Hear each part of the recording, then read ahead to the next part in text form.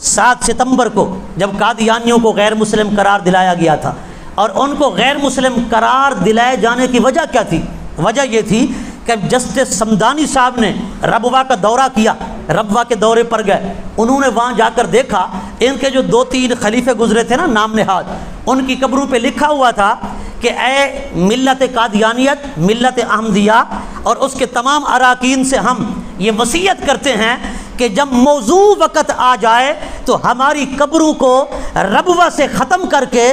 ہماری قبریں پھر منتقل کر دی جائیں قادیان کی طرف۔ وہ کہتے ہیں جب ہم نے ٹوہ لگائی، جب ہم نے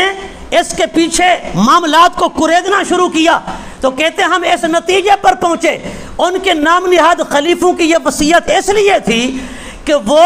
موضوع حالات کے چکر میں ہیں، یعنی موضوع حالات سے مراد وہ یہ لے رہے تھے کہ جب پاکستان اس دنیا کے نقشے سے مٹ جائے، پاکستان ختم ہو جائے تو پھر ہماری قبریں یہاں سے اٹھا کر ہندوستان منتقل کر دینا۔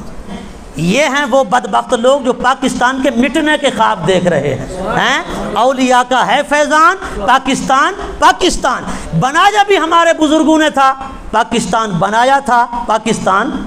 بچائیں۔